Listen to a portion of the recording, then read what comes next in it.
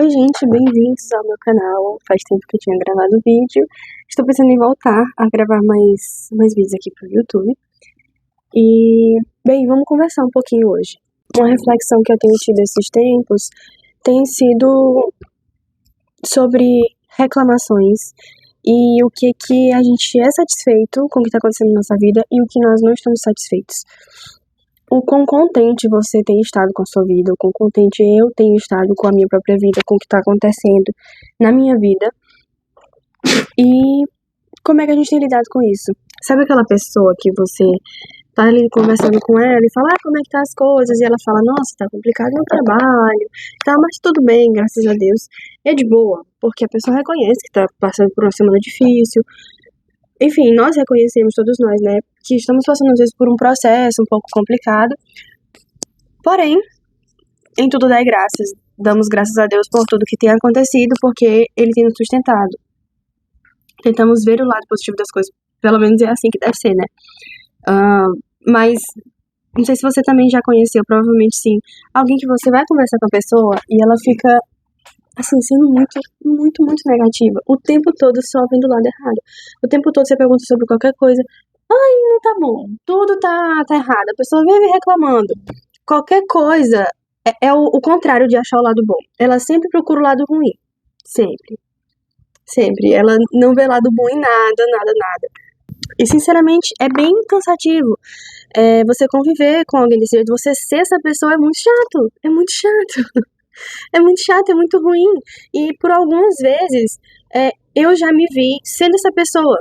De vez em quando, sabe, a gente se pega pensando, poxa, eu tô reclamando demais hoje, por que eu tô reclamando tanto assim? Às vezes eu coloco culpa, não sei, na TPM, ou na semana estressante que eu tô tendo, no trabalho, nos estudos, enfim, em qualquer outra circunstância, mas a culpa é inteiramente minha, porque eu estou decidindo reclamar. Então, eu quero falar hoje com vocês sobre isso. Não seja a pessoa que reclama de tudo. Eu li um livro chamado Poliana, que sim, foi, entre aspas, a inspiração para a novela Poliana, As Aventuras de Poliana, porém, não é exatamente igual, tá bom?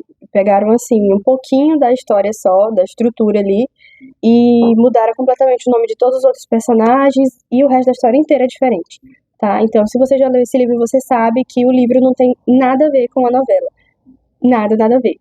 Bem, resumidamente, a história de Poliana é uma pré-adolescente que ela perdeu a mãe ainda quando era muito neném, muito bebezinha, muito criancinha, enfim. E ela cresceu só com o pai e ela cresceu numa comunidade em que ela foi praticamente criada pelas freiras daquela comunidade da igreja, né, e tal. E ela recebia, por exemplo, brinquedos, presentes daquela comunidade, enfim. E aí, depois de um certo tempo, quando ela estava na pré-adolescência, o pai dela faleceu, perdão. O pai dela faleceu. E aí, ela ficou órfã de vez. E aí foram procurar quem é o parente dessa menina para poder cuidar dela, ou então ela iria para adoção realmente. E aí acharam uma tia dela, irmã da falecida mãe da Poliana. E, enfim, todo o resto da história é ela tentando conviver com essa tia, que o nome dela é Polly, tia Polly. Então, Poliana tentando conviver com tia Polly. E ela era bem amargurada. Tia Polly era esse tipo de pessoa que tudo pra ela tava ruim. Ela nunca via lado positivo, ela não tentava se alegrar, enfim, tudo pra ela tava ruim. E a Poliana era totalmente o contrário, o que é muito estranho. Eu achei estranho da primeira vez que eu li. Porque a Poliana tentava encontrar lado bom em tudo. Gente, ela tinha todos os motivos possíveis pra falar. Ninguém me quer, não é possível, Deus deve ter seus preferidos, porque eu não tenho pai, não tenho mãe, a única tia que eu tenho não gosta de mim e não vê lado positivo em absolutamente nada, fora que aconteceram várias outras coisas com ela durante a história, que ela poderia ter usado como justificativa pra poder reclamar, pra poder falar que a vida dela tava horrível e todas essas coisas. Mas bem, Poliana não era desse jeito. Por diversas vezes, durante a história, acontecia uma tragédia, uma coisa muito ruim, e ela falava, nossa, mas olha pelo lado bom, pelo menos isso tá acontecendo. Por exemplo, pra vocês verem que não tem nada a ver o livro com a novela, no finalzinho, enfim, uma parte da história, não sei se é exatamente no final do livro, acho que não. Enfim, faz muitos anos que eu li esse livro. Acontece um acidente com a Poliana e ela fica praticamente sem andar. E aí, mesmo estando no hospital, sem conseguir andar, ela ficava alegre, pensando, nossa, mas pelo menos as enfermeiras estão sendo muito legais comigo. Pelo menos eu consigo refletir com calma aqui no quarto, eu consigo ser mais agradecida pelo que eu vivia antes de estar aqui no hospital. E aí, quando ela começou a conseguir andar, ela começou a comemorar, poxa, eu consegui, pelo menos agora eu não estou mais só sentada, eu consegui andar da cama até a janela, eu consegui ver a janela de mais perto, não só a distância assim, eu consegui levantar para dar um abraço em alguém. Então, assim, tudo para ela era motivo de agradecer. E eu, no auge dos meus 11, 12 anos, que foi na época que eu li esse livro, eu fiquei chocada, eu fiquei, meu Deus, como que essa menina tá desse jeito? Caramba, e até hoje, eu com 19 anos, ainda fico chocada quando eu lembro dessa história e sempre me vem à mente de uma forma assim que me confronta. Tipo, poxa, por que a gente não. Por que eu não posso sempre lembrar de viver mais como a Poliana? Bem, gente, o que a Poliana fazia era um jogo do contente, que é você sempre procurar um lado positivo naquilo que tá acontecendo, por mais ruim que seja. E todo mundo sabe que ser pessimista realmente faz muito, muito, muito, muito mal pra sua saúde mental, para as pessoas que estão ao seu redor, porque você fica uma pessoa chata, negativa, traz um sentimento negativo, um sentimento ruim para você e para todo mundo que está te escutando falando dessa forma. Outra coisa, não é bíblico. A Bíblia diz que em tudo nós devemos dar graças a Deus. Então, por que eu viveria reclamando? Pense na possibilidade. Por que reclamar sobre cada mínimo detalhe, se, na verdade, eu posso usar essa energia para agradecer e ver beleza em cada mínimo detalhe? Exatamente isso que nós precisamos fazer. Principalmente agora, eu acredito que um pouco mais depois da pandemia, eu tenho visto que as redes sociais têm tido uma influência muito grande na nossa vida de uma forma diferente de antes da pandemia. Depois eu quero fazer um vídeo falando apenas sobre isso. Mas bem, isso tudo tem feito a gente se comparar mais. A gente vê a vida das outras pessoas e fica pensando, poxa, a vida delas é tão legal, tá acontecendo coisa tão boa. Por que comigo não acontece desse jeito? A minha vida não é tão feliz assim, não.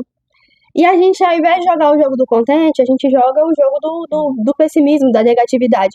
Nossa, nada tá bom. Conquistei isso, mas ainda não tirei minha carteira. Ai, terminei a faculdade, mas ainda não tô com o trabalho que eu queria. Ai, eu tô trabalhando, mas ainda não é o salário dos sonhos. Ai, porque o trabalho é chato. É porque tudo reclama, tudo, tudo, tudo. E eu me incluo nisso, tá bom? Eu me incluo nisso porque algumas vezes a gente se vê cansado da rotina, enfim, de tudo que tá acontecendo. E a gente começa a reclamar, a gente se vê se comparando com outras pessoas, e a gente pensando, poxa, eu tô atrasado, poxa, minha vida não é feliz. E você não consegue olhar para a sua própria vida para poder ser agradecido pelo que você já tem, pelo que você já tem vivido. Então, eu de fato acredito que o melhor que nós podemos fazer é olhar para nossa vida com olhos mais sensíveis, com olhos menos julgadores, para nossa vida e para o que está acontecendo no nosso redor, com um olhar de mais piedade, para que a gente olhe, procure nos detalhes o que está acontecendo de bom. Será que realmente a sua vida não aconteceu nada de bom, sei lá, no último ano que passou, nesse ano que está acabando, agora de 2025? Não aconteceu nada de bom o ano inteiro. Tem certeza que a sua vida está tão ruim assim? Para um pouquinho e pensa. Qual é o seu exceto? Por exemplo, não, esse ano deu tudo errado. Exceto, tá, o que não deu errado? Ai, nossa, é porque encerrou muitos ciclos esse ano. Tá, mas você tem lembranças boas desses ciclos que encerraram.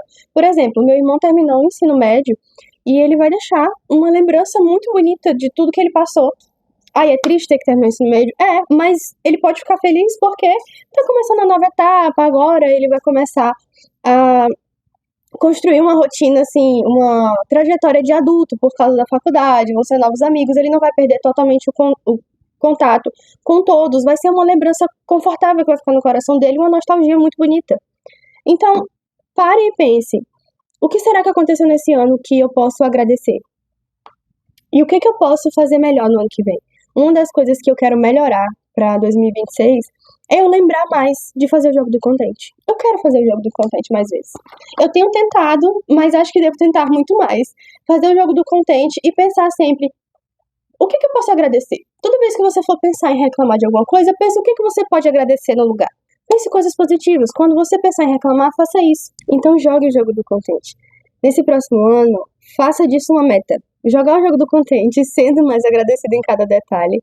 E pense um pouco em relação ao ano que passou. Como você pode agradecer por tudo que aconteceu, independente se foi tudo muito bom ou não, mas o que você pode tirar de lição e como você pode lidar com tudo isso. E eu espero realmente que isso tenha sido uma boa reflexão para você, que você leve isso para o ano seguinte. Comemore cada conquista, tá bom? Não seja negativo, como se você não estivesse evoluindo. Você está. E a sua trajetória não é igual a de mais nenhuma outra pessoa.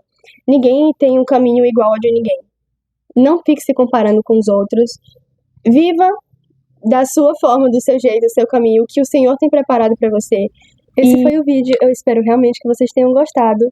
Um beijo e até a próxima.